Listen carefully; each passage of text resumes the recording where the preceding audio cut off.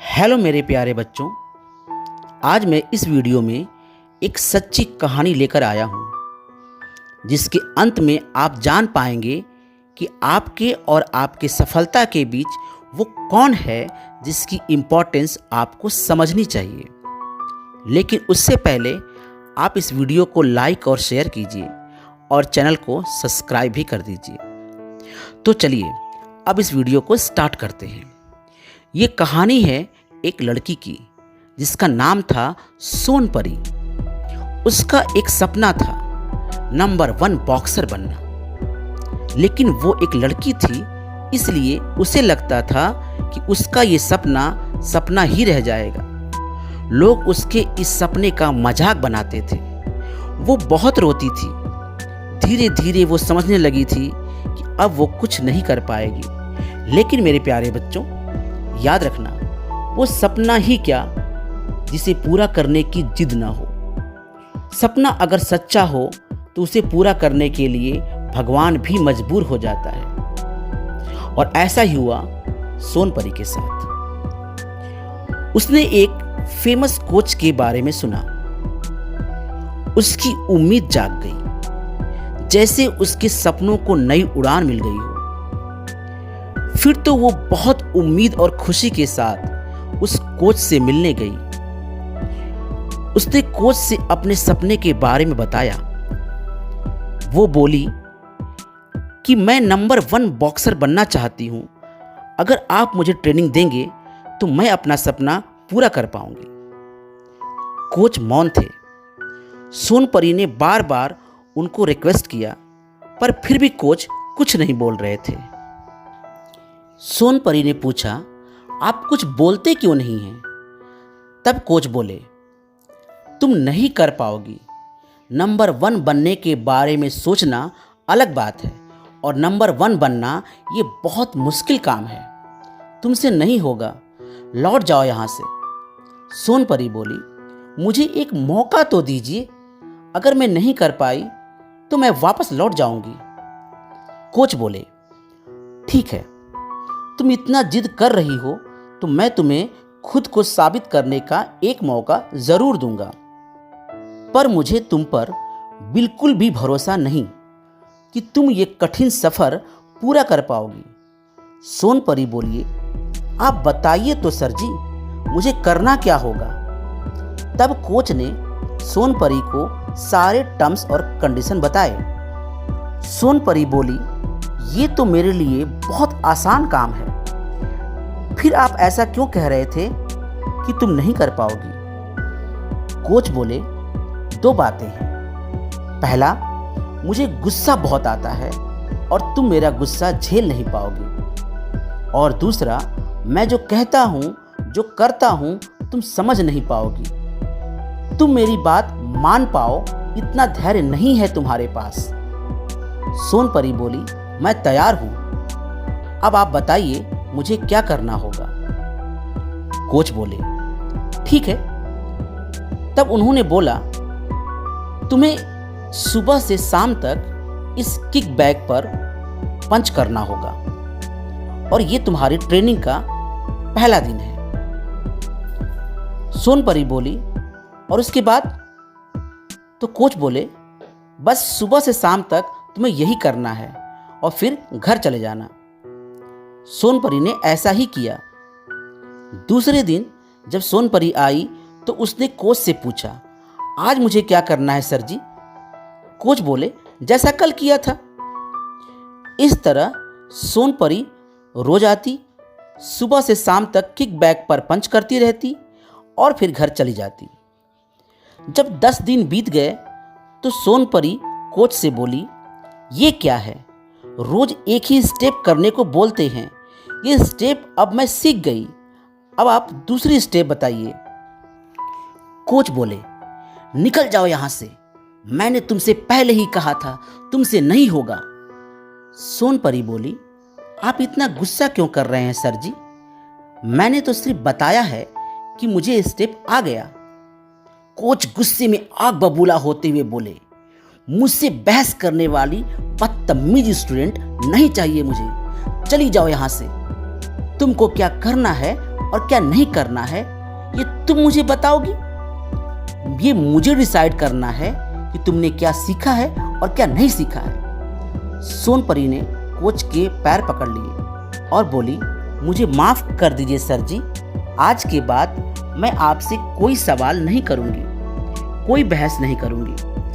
जो भी आप कहेंगे वो हर बात मैं दिल से मानूंगी। प्लीज़ प्लीज़ प्लीज़ सर जी, मुझे माफ़ कर दीजिए और मुझे एक आखिरी मौका दे दीजिए, प्लीज़ सर जी। कोच मान गए और बोले, जब तक मैं ना कहूँ तुम्हें रोज वही काम करना है।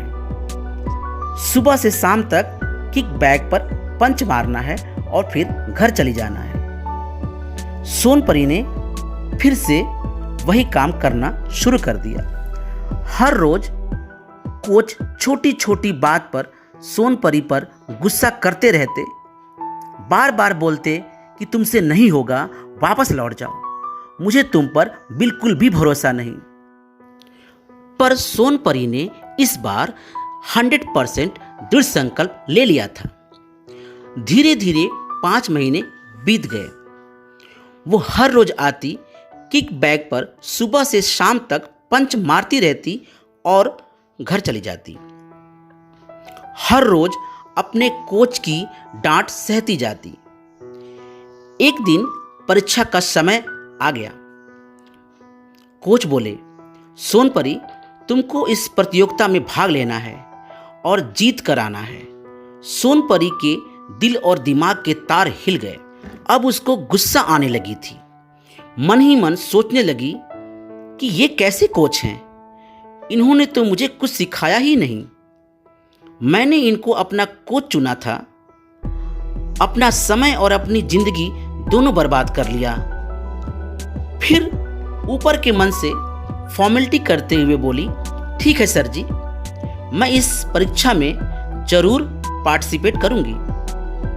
मैं तैयार हूं हर परीक्षा देने के लिए। पर उसके दिल और दिमाग में कोच के लिए सिर्फ और सिर्फ गुस्सा और अविश्वास भरा हुआ था। अब प्रतियोगिता शुरू हुई। सोनपरी के सामने एक बहुत ही ताकतवर बॉक्सर खड़ा था। सोनपरी देखकर डर गई। फिर भी सोनपरी अधूरे मन से बॉक्सिंग रिंग में गई। फिर उसने कोच की बात याद किया। कोच ने उससे कहा था कि अपने पूरे क्षमता से अटैक करना, तो बस उसने यही किया। उसने अपने पूरे क्षमता से अटैक किया और फिर क्या, एक ही पंच में सामने वाला ढेर हो गया। ये देखकर वो हक्का बक्का रह गई। उसे खुद पर यकीन नहीं हो रहा था कि उसने ऐसा कर दिया। वो प्रतियोगिता जीत गई थी। उसका सपना पूरा हो चुका था। पर उसके दिल में पछतावा और आंखों में आंसू थे। वो आंखों में आंसू लिए अपने कोच के पास गई और बोली, गुरुजी। ये सब सुनकर कोच भी रोने लगे। वो बोले, मैं जानता हूं तुम मुझे बहुत गलत समझती थी। मेरा गुस्सा और मेरी बातों से तुम्हारा मुझ पर विश्वास टूट चुका था। पर आज मैं बहुत खुश हूं। आज तुम्हारा सपना पूरा हो गया। सोनपरी कुछ बोल नहीं पा रही थी। उसकी आंखों से आंसू लगातार गिर रहे थे। उसने अपने गुरुजी के पैर पकड़ के बोली, मुझे अपनी गलतियों का दिल से एहसास हो गया है। मुझे माफ कर दीजिए गुरुजी। मैं समझ गई कि आप जो भी कहते थे, करते थे, आपका हर गुस्सा मेरे लिए आशीर्वाद था। वो सब मेरे भलाई के लिए था। तो मेरे प्यारे बच्चों, आपको ये कहानी कैसी लगी? आपको कुछ समझ आया? कोच ने सोनपरी को हर रोज किक बैग पर मारते रहने को क्यों बोला था? क्योंकि 5 महीने से लगातार सुबह से शाम तक किक बैग पर पंच मारते रहने से सोनपरी का हाथ बहुत स्ट्रांग हो गया था। इसलिए सोनपरी के एक ही पंच से सामने वाली ढेर हो गई। अब इस कहानी का अर्थ दिल से समझिए कि हमें अपने गुरु पर 100% भरोसा करना चाहिए। हमें अपने गुरु के गुस्से को भी उनका आशीर्वाद समझना चाहिए। तो मेरे प्यारे बच्चों, अब तो आप समझ ही गए होंगे कि आपके और आपकी सफलता के बीच अगर कोई है तो वो है आपका गुरु। और वो कोई भी हो सकता है, किसी भी रूप में हो सकता है। बस आपको उसको पहचानने की ज़रूरत है और दिल से मानने की ज़रूरत है और उनकी बात मानने की ज़रूरत है। गुरु नारियल की तरह होता है, ऊपर से बहुत सख्त, कठोर और अंदर से बहुत सॉफ्ट। गुरु को जितना गुस्सा आता है दिल से, उससे कहीं ज़्यादा आपके लिए फिक्र होती है। तो मेरे प्यारे बच्चों, अगर आपको ये वीडियो अच्छी लगी हो तो वीडियो को लाइक और शेयर ज़रूर करें और इस चैनल को सब्सक्राइब भी करें। तो मिलते हैं नेक्स्ट वीडियो में। जय हिंद।